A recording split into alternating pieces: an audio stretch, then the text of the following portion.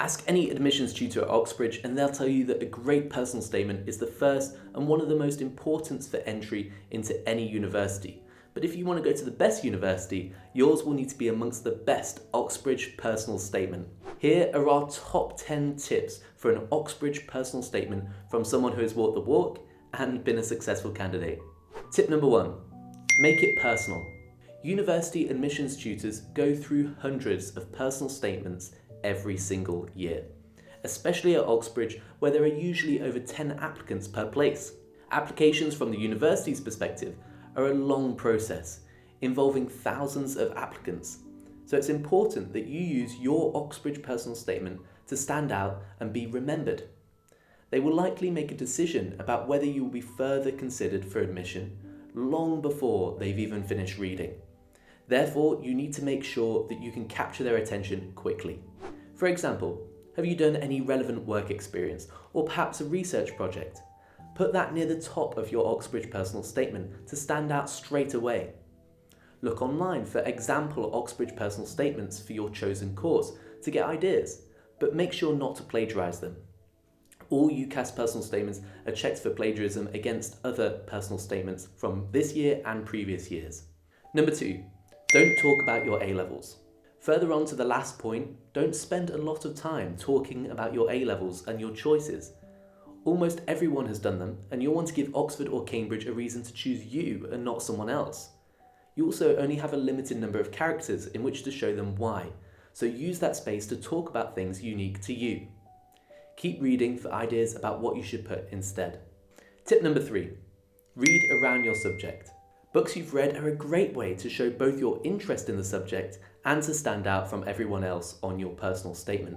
Remember that if you are going to Oxbridge, you might even meet the person who wrote that book that you've been reading, or someone who worked with them at least. Make sure to discuss an idea from the book that you found interesting or surprising and why the book was important to you. That'll show that you've really learned from it. Tip number 4, ask for feedback. A great way to improve your Oxbridge personal statement is to ask for feedback from your teachers and friends. It's easy to misspell things and make grammar mistakes, and it can be very useful to get a second opinion about vocabulary choices and sentence structures. Your Oxbridge personal statement will also likely to have sentences that are phrased awkwardly, and it may be difficult for you to notice it at first and to think of anything else to say when it's something that you've written. Therefore, asking someone else is an important tool, so make sure to ask someone with experience in your subject to make sure that all the specifics are correct. For example, your school teacher for your chosen subject, or any family or friends who studied a similar subject at university. Tip number 5. It's okay to ask for help, but not from too many people. Although the last point still stands, you don't want to ask too many people for advice. How can that be so? Well, they'll all have their own ideas, and although most of them will be good, hearing a lot of conflicting suggestions will often confuse you and make you doubt yourself. The truth is, there is no perfect Oxbridge personal statement, but there are many great ones. Whilst external opinions are valuable, ensure that they don't take away from what your piece of work is showing. Ultimately, your Oxbridge personal statement should capture who you are and not anyone else. Tip number 6. This is going to take more than one draft.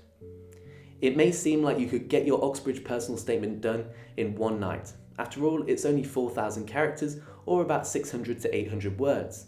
However, if you think that, then you're in for a rude awakening. Take it from us, first you'll feel like you've got nothing to write.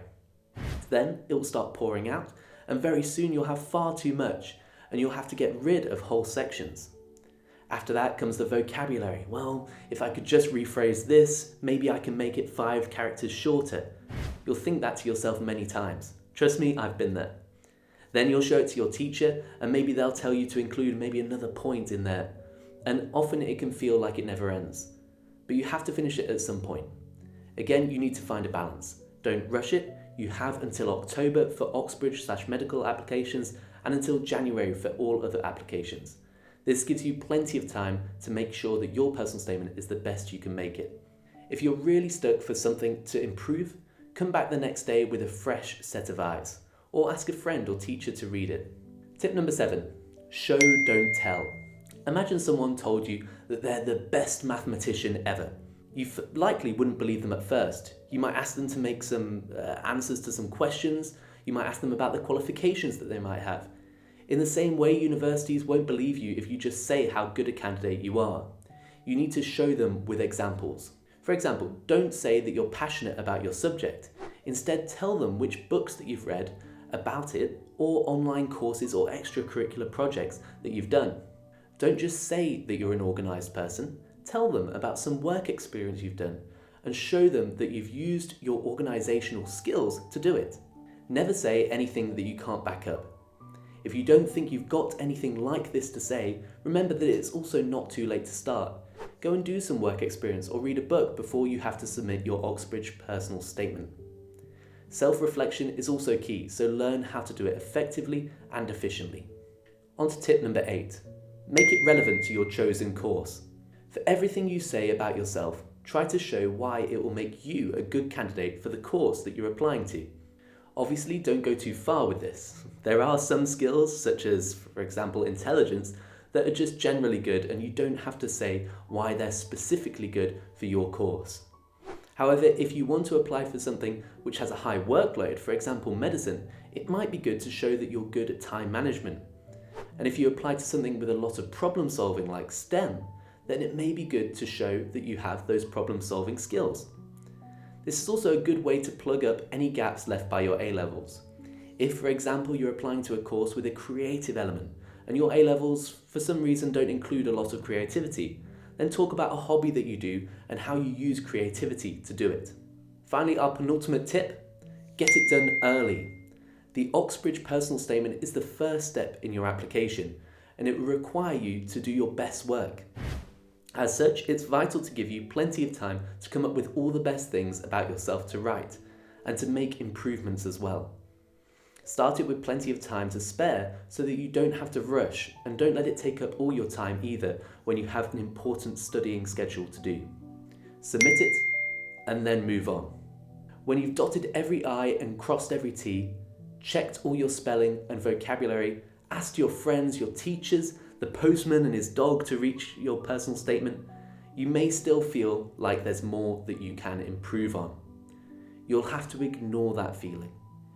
If you've done all you can and followed all of the tips in this video, then you'll likely be in the best space to submit your personal statement and spend time studying for those admissions tests that are coming up and making sure that you're keeping up with your A-levels.